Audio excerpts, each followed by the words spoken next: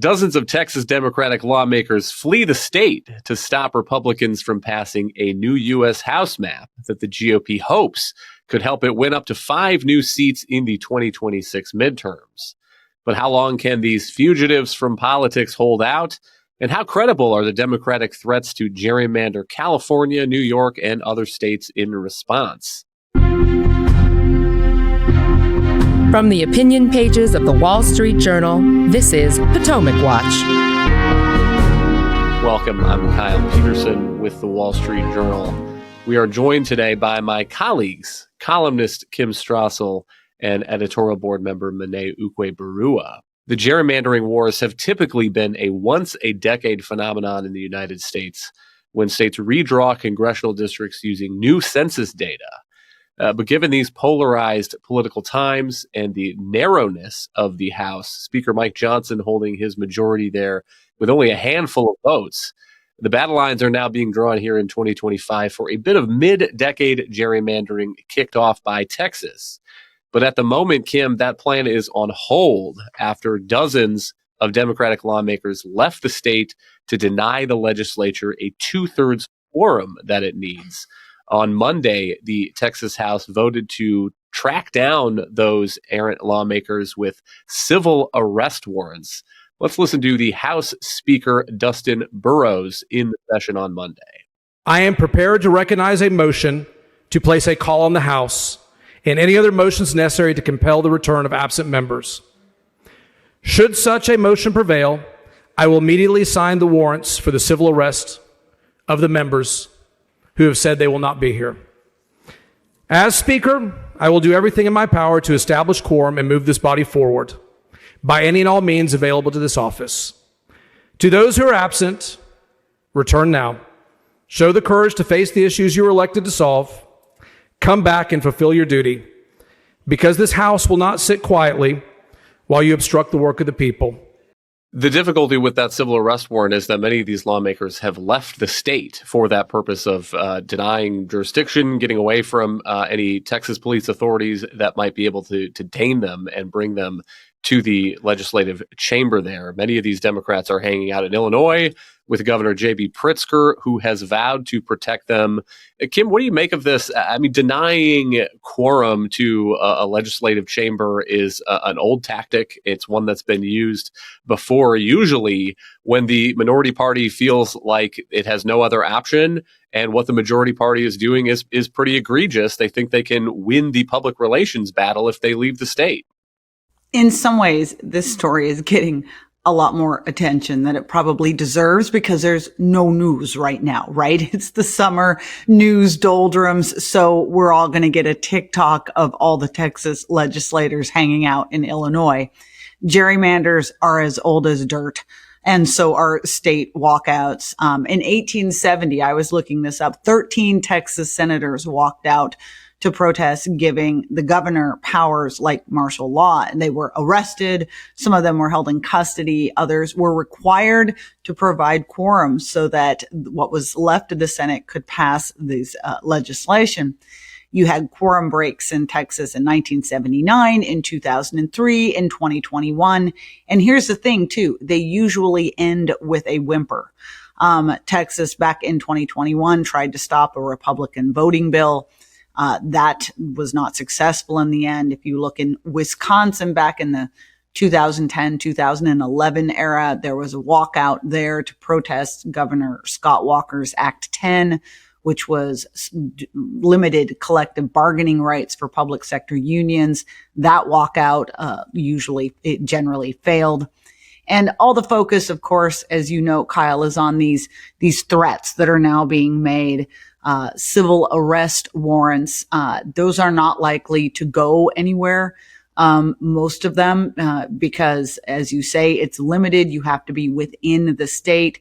They could apply to try to extradite these members, but that is unlikely to succeed given the states that are harboring them would fight it pretty hard. The process also takes a lot of time. the lawmakers are getting fined, but Texas actually has some pretty loose ethics rules. So in theory, they can drum up money from benefactors to help cover those fines. Abbott is warning them not to do that, claiming that they could face ethics violations, but they have done this before in the past. Another threat you're hearing is that Abbott is saying he might declare their seats vacated on grounds that they have abandoned office. It would then be up to a judge to take action and say whether or not that was the case and vacate their seat. That too could take a very long time. And in theory, you could reduce the number of legislators you needed to reach a quorum by vacating their seats. But again, a complicated and judicial process that is going to eat up a lot of time. So the far more likely thing that happens here is the way that most walkouts end, which is that they're probably going to come back in a trickle, right? Here's something very few people know. Texas legislators are part-time legislators. They earn only $7,200 a year, and then a per diem the days they are in office. Most of them have other jobs that they need to actually maintain. They have families. There's also a lot of political pressure on them because they're currently missing some other votes to give aid to flood victims for the horrible floods that just happened in Texas. So there's some political pain. And that's how this ended in 2021. They slowly trickled back. There are 150 House members. You need 100 to have a quorum. There are 88 Republicans, so you only need 12 of those Democrats to get back. Not all of them left in the first place. So you're talking about maybe a half a dozen or so that need to return for a quorum to commence. And it might take a bit of time, but Abbott has the ability to continue calling special sessions. So probably in some headline on page 23, a month or so from now, we'll find out how this ended. It is something of a waiting game for now. The fines that these absent legislators face are $500 a day, which adds up given the number of them that have fled and the number of the days that they are considering being absent to block this redistricting proposal. But as Kim says, I think they will probably not have much trouble finding Democratic donors who are happy to help pick up that tab. Abbott is threatening that he will try to get a judge to rule that these legislators have abandoned or forfeit their offices. Here is part of what he's saying, Governor Abbott. Democrats hatched a deliberate plan not to show up for work for the specific purpose of abdicating the duties of their office and thwarting the chamber's business. That amounts to an abandonment or forfeiture of an elected state office. But I agree with Kim that at the very least, that would take some time getting that through the court process. I assume that the legislators would not show up in court for those hearings to defend themselves, but would find somebody on the ground who is not subject to being detained and hauled off to the House or the Senate chamber to defend those actions and appeals. I don't know how long that might take. But the timeline here is part of the story because I'm reading some reporting that is saying that in order to take effect for the 2026 midterms, a new map would have to be passed and in place maybe by December. And so we're talking about 4 months. And that is a long time to be absent from home, from a job, from family, living out of a suitcase in a hotel, eating the same continental breakfast every morning. And so to Kim's point about how these walkouts normally end with a whimper, that does seem to be the history, is that at some point enough of these legislators will get sick of doing this. They'll feel like they've made their point. Abbott can continue to call special session after special session, even after this one expires. And so it's not clear whether they can get any sort of concessions in a way that often walkouts are looking for something that they can say, we got something. And it's harder to see what that might be when you're talking about not a piece of legislation that can be tweaked around the margins one way or another, but a zero-sum kind of redistricting map. On the other hand, if I had to bet one way or the other, my bet is that they do not all hold out there in Illinois and Massachusetts and wherever until the middle of December. Mm-hmm. Yeah, I think that I would benchmark the beginning of the trickle for about 2 weeks from now when we have the end of the current special session. I think for the least determined Democrats, those who are just going along with the flock and not necessarily the ones who were motivated to begin this walkout in the first place, they will believe that they have made their point once we get to the end of this session, and they can say that we at least slowed the process. I do think that this gambit makes a certain amount of political sense for Democrats because they're drawing national attention to the issue of this mid-decade redistricting, which otherwise might be below the radar for a lot of people who don't follow politics and particularly the process of redistricting as closely as others. And so I think that has helped to put this story on the map. I think also the going to these other blue states, New York, Illinois, California, et cetera, and trying to build that alliance is something that is helping to push along that process, which we'll get into in these other states, which are trying to see whether they're going to retaliate against Texas. So having these members fleeing from Austin and go to the other states, I think helps to sort of show that they're building a national coalition to try to resist what President Trump is asking Texas to do. And I think also in the middle of the summer in the first year of Trump's term, Democrats are searching for ways to show that they're fighting what the Trump administration is doing. Obviously, President Trump has majorities, Republican majorities in both houses of Congress. They were able to pass their one big beautiful bill without as much difficulty and as much resistance as Democrats feared. They are making progress on a whole variety of fronts, immigration, what have you. And a lot of the Democratic base is extremely frustrated to see this and that Democrats haven't managed to throw sand in the gears of the Trump administration's project. And so just to take a few weeks and show that they're willing to go to extreme lengths to stop the Trump administration's agenda, because again, this is something that President Trump has asked Texas to do, I think is something that's going to galvanize a lot of Democrats. But in the end, I totally agree that all it's going to take is a small number to come back for each chamber of the Texas legislature to have its quorum. And there is no way between the private personal concerns that these legislators have that they could afford to stay out of the entire state and continue living in hotels indefinitely. Some of them are going to come back and they will, instead of conceding defeat, they're going to say that we made our point, we slowed this down, we drew attention to this cause, and now the ball is in the court of New York and California and other Democratic controlled states to see what they can do to counterbalance the effect that the redistricting in Texas is going to have. The spectacle of the walkout does seem to be raising the pressure on those Democrats in other states to figure out how to respond to Texas if Texas does redraw this map in a way that Republicans think will help them win maybe 3, maybe up to 5 more House seats next November. Let's listen to a couple of Democratic governors at news conferences on Monday. First, here's California's Gavin Newsom, and then New York's Kathy Hochul. Whatever they are doing will be neutered here in the state of California, and they will pay that price. And we believe public opinion is with our approach, and I appreciate the growing recognition in other states of other governors of like mind and the people of this country recognizing what's at stake. History will judge us on how we respond to this moment. But here in New York, we will not stand on the sidelines with the timid souls on the sidelines who don't care, will not invest their heart and soul into this battle. This is a war. We are at war. Kim, what do you make of those threats? Here's a Associated Press news story in recent hours. It's talking about a plan that is now circulating in California that could boost the Democratic margin to 48 of California's 52 congressional seats. Currently, 43 are held by Democrats. So to repeat those numbers, that would be a flip of 5 from 43 Democratic out of 52 to 48 Democratic out of 52. And to Gavin Newsom's point, if Republicans in Texas pick up 5 and lose 5 in California, then it's a wash.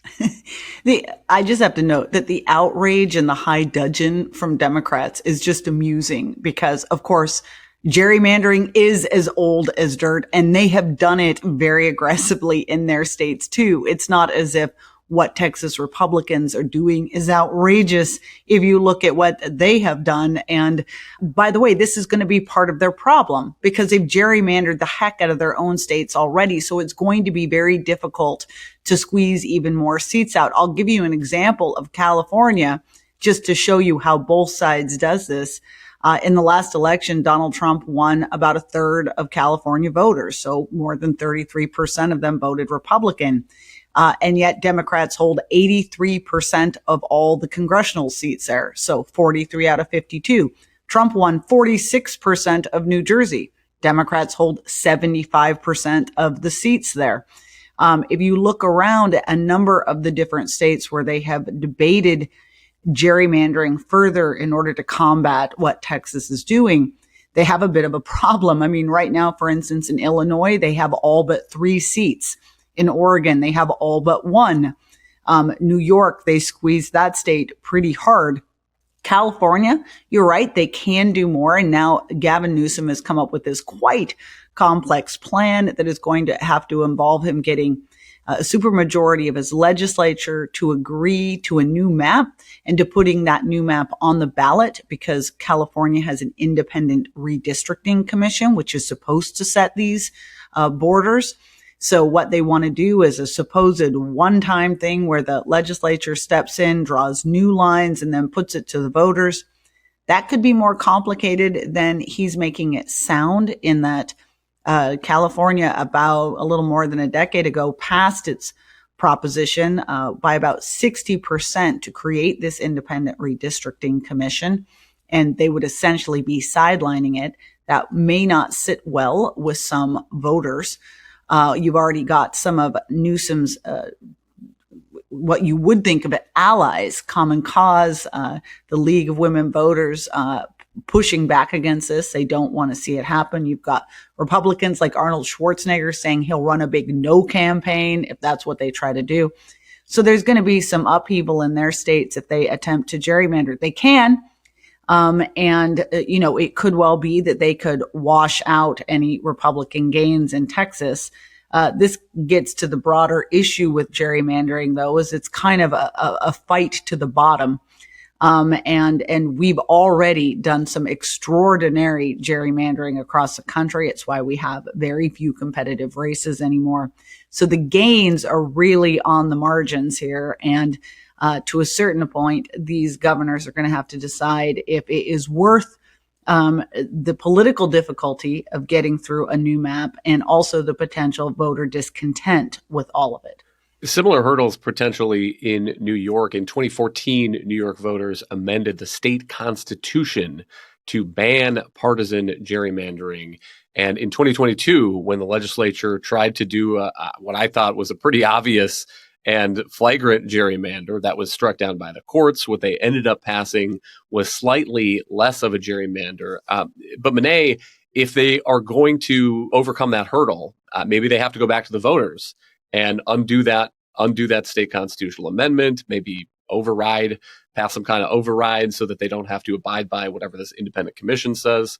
And that is a clear hurdle. I mean, I do think that Democrats are exercised enough. Kathy Hochul is angry enough about this that maybe they are all for that. Maybe they would go in on taking that argument to the voters and saying, we can't have unilateral disarmament in the gerrymandering wars. But it is a hurdle if you have to go to the voters and get their approval, because voters generally dislike this stuff pretty across the board. Yeah, I think it's a fascinating case in New York because they have tied their hands over the course of a little more than a decade by outsourcing the redistricting process to this independent commission, which they adopted in 2014. And I do think that there's a little bit of cynicism behind New York and a lot of other Democratic-controlled states' move to these commissions, because I think that they do believe that these independent commissions tend to lean a little bit to the left in the same way that a lot of ostensibly neutral regulators, arbiters, experts, et cetera, tend to move to the left. And so I think that they figured they could have their cake and eat it too by saying, we're removing politics from this process, but also a little bit of a wink, wink, because they believed that these independent commissions would always be able to give them a slight advantage at the end of the day, and that courts would uphold those maps that tilted a little bit toward a Democratic advantage. But because Republican-controlled states generally have always maintained what I think is the accurate viewpoint that redistricting is a fundamentally political process. There are limits to what is a reasonable map that you can propose, but this should be kept in the hands of legislatures.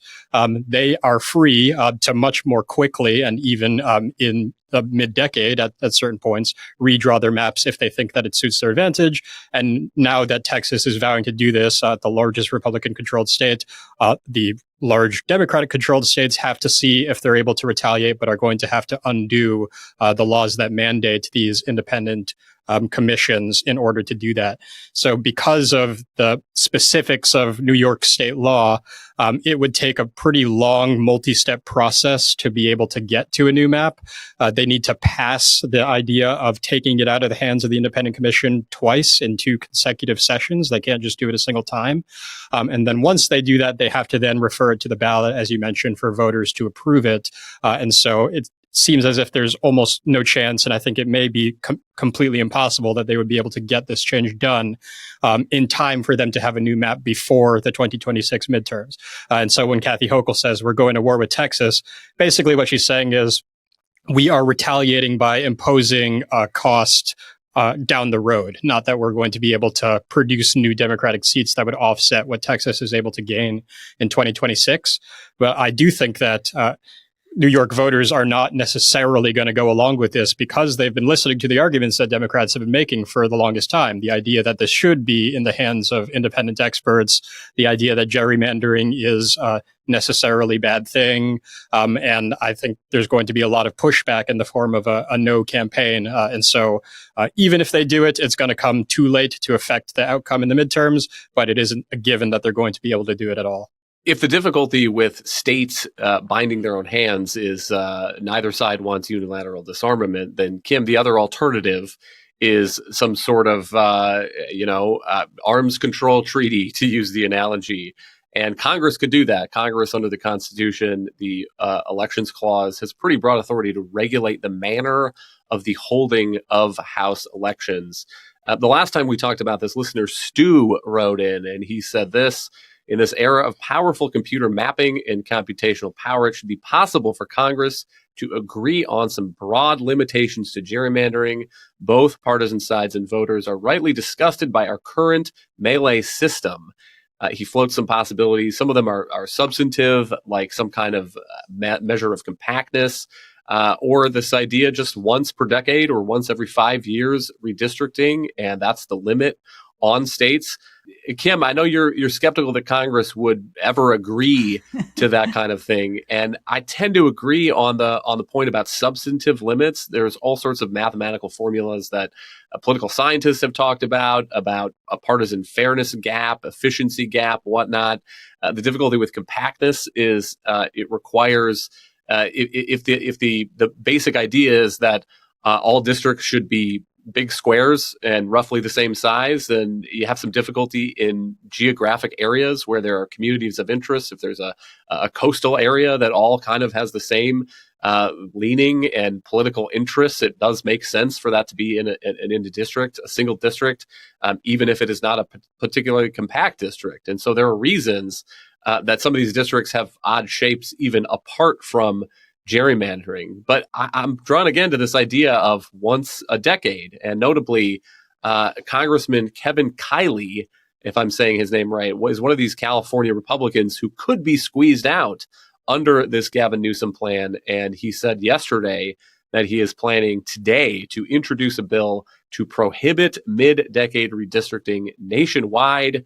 Here's a quote from the congressman. Gavin Newsom is trying to subvert the will of voters and do lasting damage to democracy in California. Fortunately, Congress has the ability to protect California voters using its authority under the Elections Clause of the U.S. Constitution.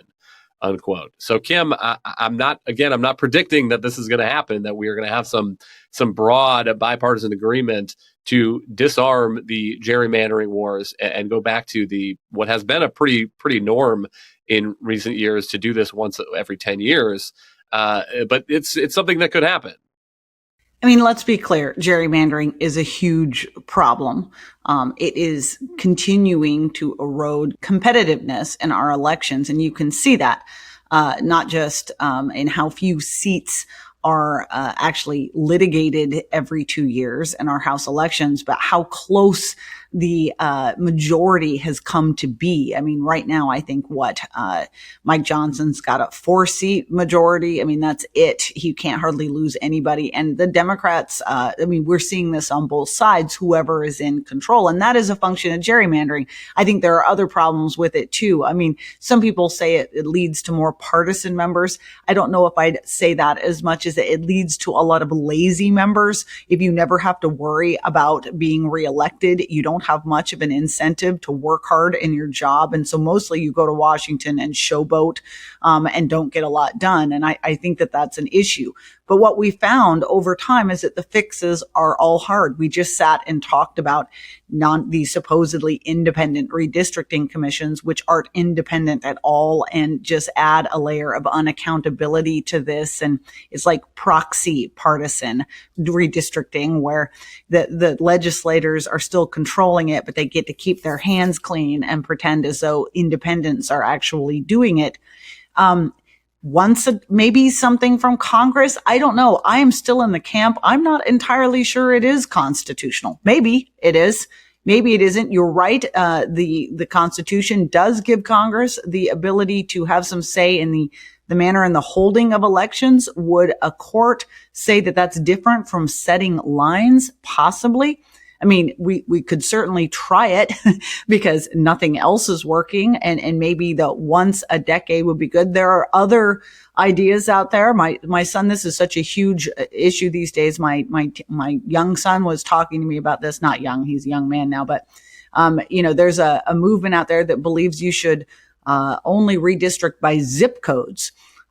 Because that is something that makes sense to people, and it's established blocks, and you would certainly take a lot of partisanship out of it. I think what might happen more likely, and you're right, I don't see any path to this happening in Congress, which is probably the bigger issue, is that if there's one thing members never vote for, I mean, they don't vote on most things anyway, but they never vote for something that will disadvantage their party. And you could argue that a straight across the board, you only get to do this once thing is a pretty straightforward way of doing it. But I can promise you that different parties will come up with different reasons why this might hurt or help them. And it just seems unlikely that Congress will come together to do this. I think in the near term or in the longer term, more likely what you end up having is a diminution of some of this by population shifts, people moving to new areas.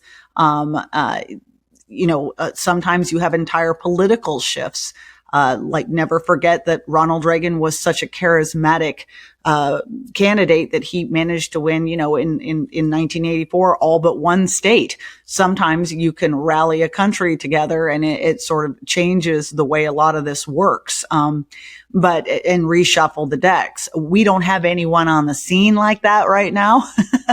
So I don't expect that to happen, but I think some of this can change. But then, of course, the problem is that it might change in the 10 years in between a census, and then it begins all over again once you have a census and the redistricting wars are back. So I think it's something that we really need to be starting to put some more big thinking attention into.